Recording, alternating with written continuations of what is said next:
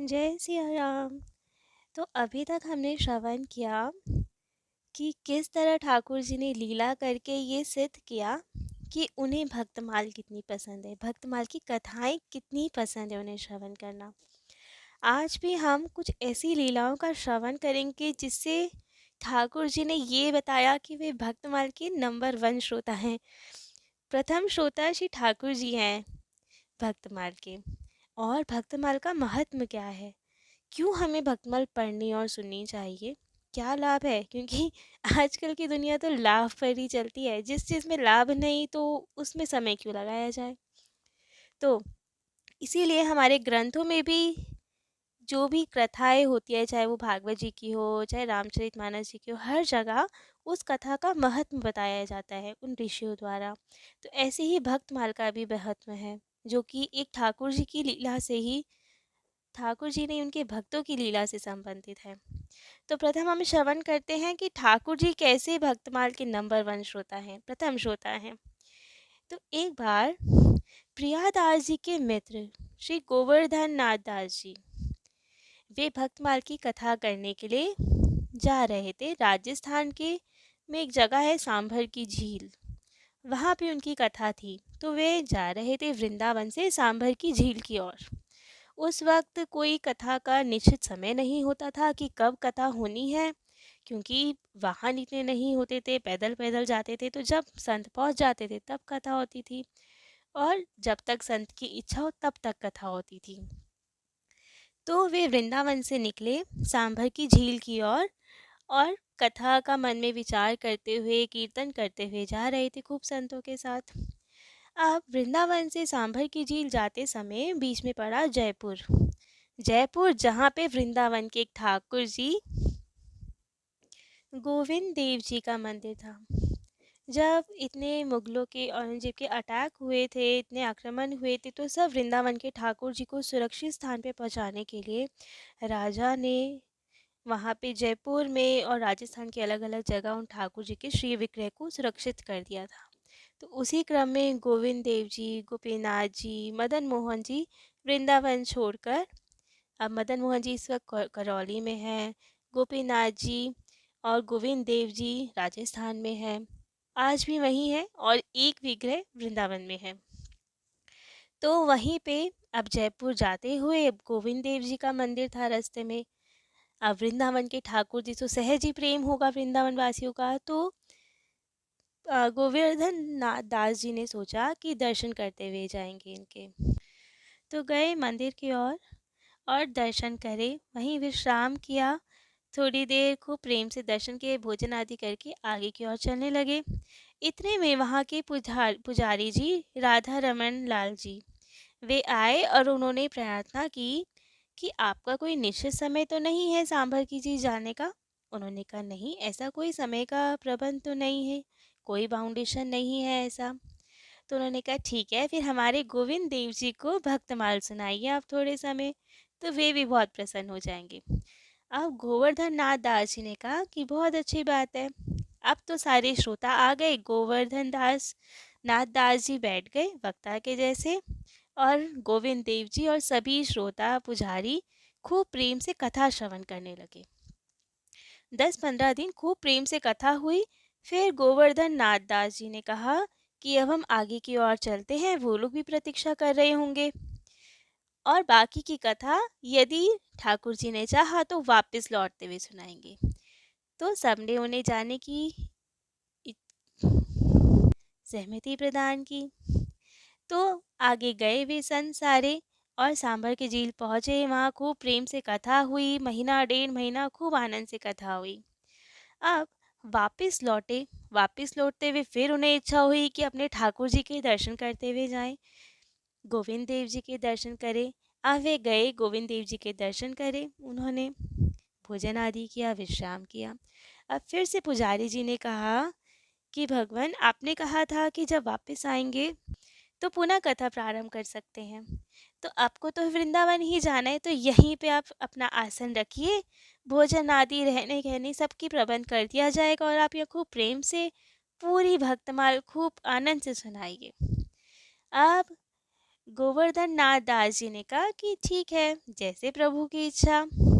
अब उन्होंने अपनी पोथी खोली, भक्तमाल खोली और कथा प्रारंभ की, मंगलाचरण किया।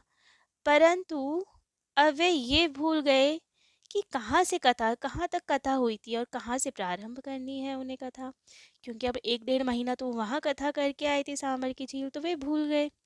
तो उन्होंने श्रोताओं से पूछा कि बताइए कहाँ तक का चरित्र हो गए थे और कहाँ से अब आगे करना है, हमें कहाँ से अब शुरू करें। अब तो श्रोता ठहरे, सब एक दूसरे का मुख देखने लगे कि कहाँ तक की कथा हुई थी, हमें तो याद नहीं। पुजारी जी तक को याद नहीं थी कहाँ तक की कथा हुई है। सब देखने लगे कि क्या बोले, अब तो हमें याद ही नहीं है कहाँ तक की कथा हुई थी। अब गोवर्धन नाथ दास जी ने 2 3 बार पूछा कि अरे, आपने इतने प्रेम से कथा सुनी, तो आगे बताएं कहाँ से करनी है कथा। अब तो कोई कुछ बोल ही ना पाए, कोई अपना सर खुजाए, कोई कोनी खुजाए कि भाई क्या बताएं हम इन्हें अब तो उन्हें बड़ा खराब लगा, बहुत दुख हुआ गोवर्धन नाथ दास जी को कि यदि आपको भगवत कथा ही स्मरण नहीं रह रही तो आपको कथा सुनाने का क्या लाभ। हमें नहीं बाँचनी अब कथा। अपनी पोथी बंद की और चलने लगे। सबने प्रार्थना तो की, बट किस मुंह से प्रार्थना करते, अधिकार ही नहीं था उनके पास रुकने का, क्योंकि वे कथा भूल चुके थे। तब तक ठाकुर जी के भोग लग रहा था, पर्दा हो रखा था। अब ठाकुर जी ने जब देखा कि ये जा रहे हैं, कथा नहीं सुनाएंगे, तो उन्होंने अपना भोग छोड़कर पुजारी जी को पास में बुलाया। अब तो पुजारी जी के कानों में आवाज़ गई कि कौन बोला। तो ठाकुर जी ने बोला, अरे मैं बोल रहा हूँ, ठाकुर तुम्हारा गोविंद देव जी। तो पुजारी जी के तो प्रेम दशा, वो तो प्रेम विवल हो गए कि पहली बार ठाकुर जी ने उनसे बात की। अब पहले सब में इतने भाव होते थे जिन्होंने ये प्रकट किए, हरिदास जी, श्री हरिवंश जी, गोपाल भट्ट जी, सबसे उनके ठाकुर जी खूब प्रेम से बातें करते थे, क्योंकि उनका भाव वैसा था। लेकिन राधा रमन लाल जी से, उन पुजारी जी से कभी गोविंद देव जी ने प्रत्यक्ष बात नहीं की थी। उन्होंने सुना हुआ था कि ये जब वृंदावन में थे तो बात करते थे, लेकिन अब नहीं करते बात, क्योंकि हमें शायद इतना भाव नहीं है। खूब प्रेम से तो पूजा करते थे, लेकिन फिर भी कभी उन्होंने बात नहीं की। पहली बार गोविंद देव जी ने प्रत्यक्ष उनसे बात की। उन्होंने पुजारी जी को बुला के कहा कि पुजारी जी, ये इनको जाने मत दीजिए, व्यास जी को, गोवर्धन नाथ दास जी को जाने मत दीजिए। उन्हें बोलिए कि आपने अब तक रैदास जी का चरित्र सुनाया है, अब उसके आगे से सुनाएं। तो अब तो उन्होंने कहा ठीक है, मैं जल्दी से पहले जाता हूँ, उन्हें बताता हूँ, वरना वो चले जाएंगे। तो अब पुजारी जी दौड़ कर आए और उनके चरणों में पड़ गए गोवर्धन नाथ जी के, और बोला कि आप जाएं ना, हमें गोविंद देव जी की कथा सुननी है। उन्हें बहुत प्रेम है कथा से, वे बहुत उदास हैं, उन्होंने अपना भोग तक छोड़ दिया आपकी कथा के लिए, और हमें बुलाकर बोला कि रैदास जी तक की कथा हुई है, आगे के चरित्र सुनाए। अब तो गोवर्धन नाथ जी अब चतुर होते हैं भक्त बहुत, उन्होंने कहा कि अब तो ठाकुर जी अपने कब्जे में है, मतलब उनकी गरज है कथा सुनने की, थोड़ा फ़ायदा हमें भी उठाना चाहिए। तो गोवर्धन नाथ जी ने बोला कि ऐसे कैसे, हमसे बात करने में क्या शर्म आ रही है ठाकुर जी को? हम कथा व्यास है, यदि उन्होंने बोला है कि यहाँ तक की कथा हुई है तो हमें सुनाए, हमें बोले, आपके ज़रिए क्यों बुलवा रहे हैं? यदि आपको पता होती तो आप बोलते, जिन्हें पता है वो स्वयं बोले कि कहाँ तक की कथा है, तभी हम आगे की कथा बाजेंगे। अब तो उन्होंने, ठाकुर जी भी मुस्काए कि भाई मेरे भक्त भी बहुत बढ़िया होते हैं, बड़े चतुर होते हैं भक्त। तो गोवर्धन नाथ जी तो यहाँ अड़ के बैठ गए कि और मैं तो गर्भगृह जाऊंगा नहीं, हमारा अधिकार नहीं। पुजारी जी जाते हैं, यहाँ पे सबके सामने ठाकुर जी को सुननी है, तो वहीं से उच्च आवाज़ में बोलें जो सबको सुनाई दे कि कहाँ तक की चरित हुआ है, जिससे सबको प्रेरणा भी मिले कि कैसे कथा सुननी चाहिए।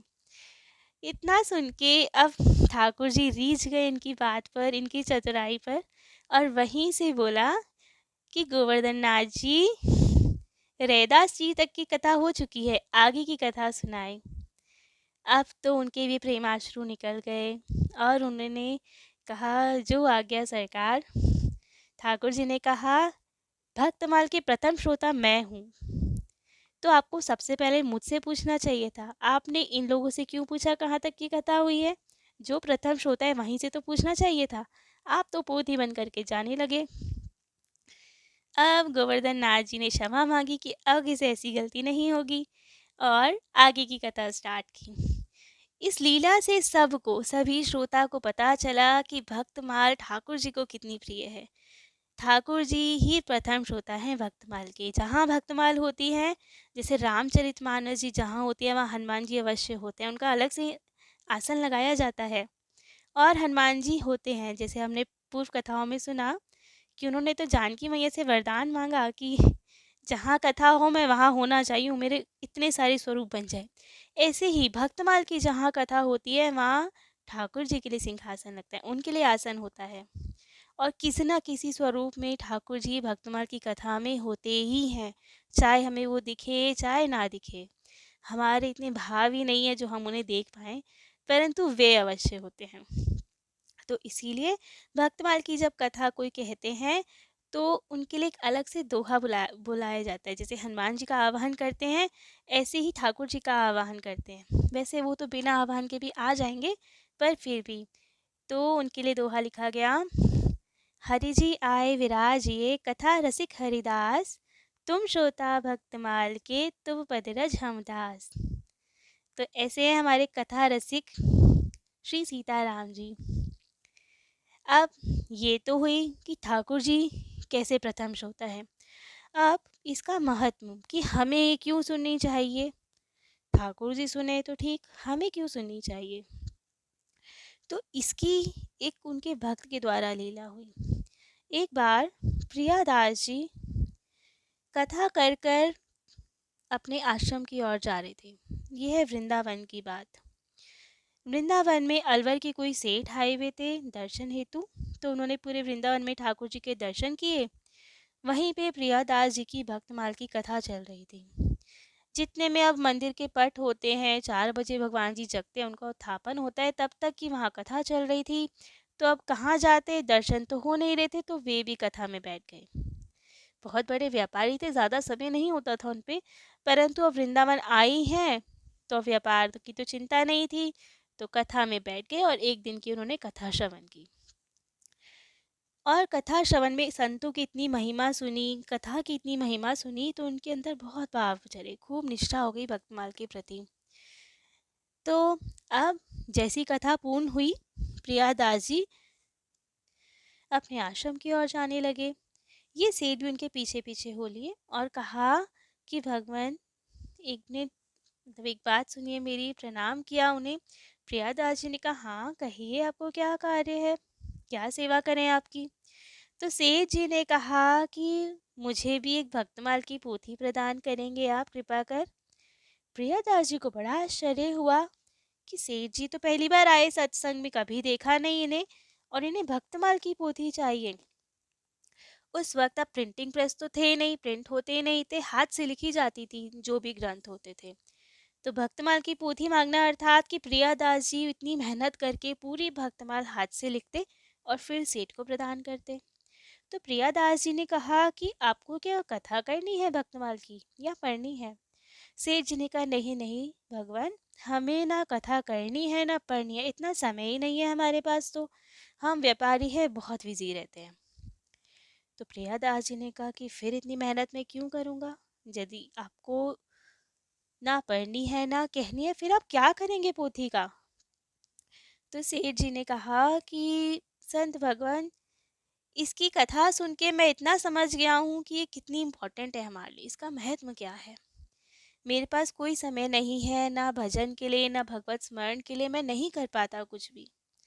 परंतु मुझे इतना विश्वास है कि जैसे रामचरितमानस जी में स्वयं राम जी, श्री सीताराम जी होते हैं, भागवत में श्री कृष्ण जी होते हैं, ऐसे ही भक्तमाल में सारे भक्त हैं, और जहाँ भक्त हैं वहाँ उनके भगवान जी भी हैं। तो मैं इसे अपने घर लेके जाऊंगा, खूब पधरा के सुंदर से इनकी पूजा किया करूंगा, और मरते समय अपने हृदय पे इसे रखूंगा, जिससे मुझे भक्तों का सानिध्य मिले, और यही मेरा आसरा रहेगा इस भव सागर से पार जाने का।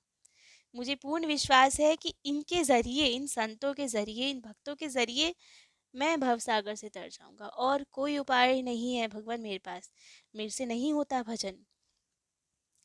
अब प्रियादास जी ने जब उनका ये भाव सुना, ये निष्ठा सुनी, तो वे गदगद हो गए। उन्होंने कहा अवश्य आपको पोथी अवश्य मिलेगी, परंतु कुछ समय लगेगा क्योंकि लिखना था उन्हें।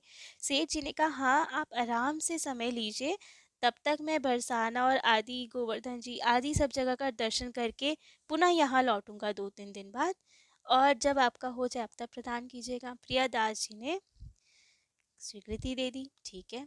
अब तो वो सेठ गए आदि दर्शन करने, और प्रियादास जी ने खूब प्रेम से उनके लिए पोथी लिखी, भक्तमाल जी लिखी। जब वे सेठ वापिस आए तो प्रियादास जी ने उन्हें वो प्रदान कर दी। सेठ अब वापिस अपने अलवर आए और एक अलमारी में आसन बिछाया और खूब प्रेम से भक्तमाल जी को रखा, पुष्प चंदन चढ़ाए, धूप बत्ती दिखाई, और बस प्रसन्न वापिस अपने व्यापार में लग गए। एक दिन तो पूजा की, दूसरे दिन बस हाथ जोड़ लिया दूर से, तीसरे दिन से तो व्यापार में इतने बिजी वो तो भूल गए भक्तमाल क्या पूजा क्या। परंतु इतना नहीं भूले कि अपने पुत्रों को बोला कि जब मेरा अंतिम समय हो, ये भक्तमाल की पोथी मेरे हृदय पे रख देना। बस इतना हमेशा याद रखना, जब भी तुम्हें लगे कि मेरा अंतिम समय है, ये भक्तमाल मेरे पे रख देना, और मुझे फिर कुछ नहीं चाहिए। पुत्र ने कहा ठीक है पिताजी, जैसी आपकी आज्ञा।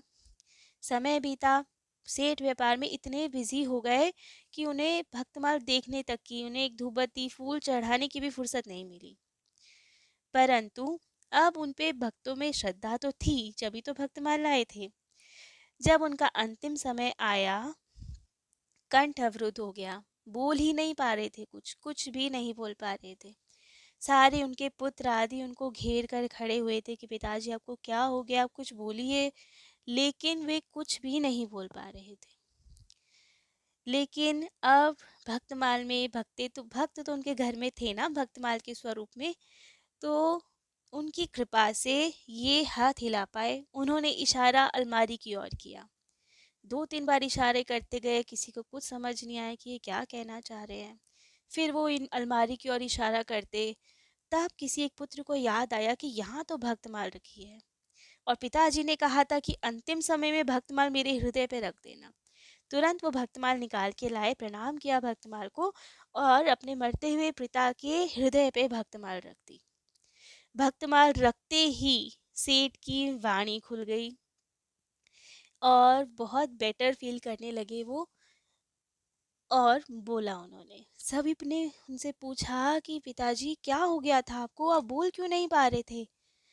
तो उन्होंने बताया कि मैं बोल इसलिए नहीं पा रहा था क्योंकि मैं यमपाश में बंधा हुआ था, मेरे आसपास चारों ओर यमदूत थे जो मुझे घेरे हुए थे और मेरा कंठ अवरुद्ध कर दिया था।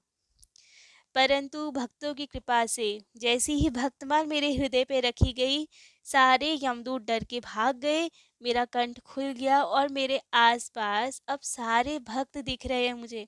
कबीर दास जी, रैदास जी, मीराबाई, त्रिलोचन दास जी, इतने सारे भक्त सब मेरे आसपास है, और अब मेरा जाने का समय हो गया। सब भक्त मुझे अपने साथ ठाकुर जी के पास लेके जाएंगे। और ये कहते कहते, राम नाम का स्मरण करते करते उन्होंने देह त्याग किया, साकेत की ओर प्रस्थान किया।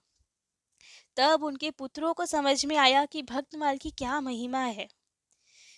सच में भक्तमाल में सब भक्त वास करते हैं, और तब से उस गांव में ये परंपरा बनी कि कोई भी अगर मरणासन हो तो भक्तमाल उसके हृदय पे रखी जाती थी। ये बात उन्होंने प्रियादास जी के शिष्य को बताई, और तब ये भक्तमाल के महत्व में लिखे जाने लगा ये पूरी स्टोरी, जिससे कि सबको समझ में आए कि भक्तमाल कितनी इम्पोर्टेंट है। अब ठाकुर जी के भक्त होते ही चतुर हैं कि अंत समय का क्या पता, उनके पास समय था कि वो अंत समय में अपने घर पे थे, उन्होंने अपने पुत्रों को बोल रखा था, तो भक्तमाल उनके हृदय तक आ गई। परंतु समय का क्या भरोसा, आजकल तो समय का कुछ नहीं कह सकते। घर पे आपकी मृत्यु आ रही है, बाहर आ रही है, आप बोल पाए ना बोल पाए, भक्तमाल हो या ना हो, भक्तमाल तो जानते ही बहुत कम लोग हैं। अब धीरे धीरे कुछ कुछ लोग जानने लगे हैं भक्तमाल के बारे में। तो फिर संतों ने सोचा कि मृत्यु का कोई भरोसा नहीं, मृत्यु कब आ जाए। तो आजकल भक्तमाल छोटे से, जैसे बहुत ही छोटी प्रिंटिंग में तुलसी माला में भी आती है। तुलसी माला होती है, बीच में उसमें बड़ा सा एक लॉकेट होता है जिसके अंदर बहुत ही छोटी प्रिंटिंग में भक्तमाल छपी होती है। तो अब संतों ने उसकी प्रचार किया और वो धारण करने लगे और अपने भक्तों को भी सिखाने लगे कि भक्तमाल सदैव धारण करके रखो।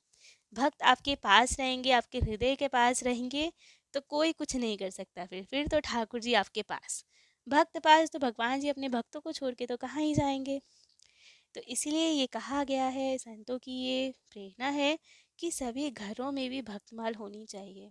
अब कितने महानगर होते हैं जहाँ पे भक्तमाल नहीं होती। संत दर्शन भी दुर्लभ है। कितनी ऐसी जगह हैं जहाँ संत दर्शन, संत सेवा दुर्लभ है।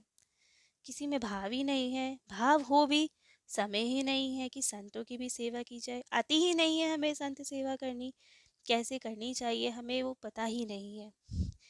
तो यदि भक्तमाल भी हमारे पास है तो सारे भक्त, सारे संत हमारे पास ही हैं। और क्या कहें, उनकी तो इतनी सेवा भी नहीं है। भक्तमाल है तो सब कुछ है, संत सेवा भी हो रही है। एक धूप बत्ती भी दिखा देंगे, आप प्रणाम भी कर लेंगे, तो सभी संतों का पूजन प्रणाम हो गया। प्रत्यक्ष करना चाहिए, लेकिन जहाँ नहीं कर रहे प्रत्यक्ष, तो कम से कम इतना तो करें। तो ये था भक्तमाल का महत्व, कि भक्तमाल क्यों हमारे लिए इम्पोर्टेंट है। तो भक्तमाल में देखा जाए तो दो तरह से हम इसे डिवाइड कर सकते हैं, पूर्वार्ध और उत्तरार्ध। पूर्वार्ध में पौराणिक भक्तों की कथाएं हैं, जैसे कि सतयुग के, त्रेता के, द्वापर युग की कथाएं भक्तों की, और उत्तरार्ध में कलयुग के भक्तों की कथाएं। तो हम इसमें ऐसे ही कभी पौराणिक भक्तों की कथा सुनाएंगे, कभी कलयुग के भक्तों की, जब ठाकुर जी जैसी प्रेरणा करेंगे। जैसे हमारी कथा रसिक श्री सीताराम जी सुनना चाहेंगे, जिसकी प्रेरणा देंगे, तो कभी कलयुग के भक्तों की कथा सुनाई जाएगी, कभी पौराणिक भक्तों की कथा। तो आज के लिए इतना ही। जय जय श्री सीताराम।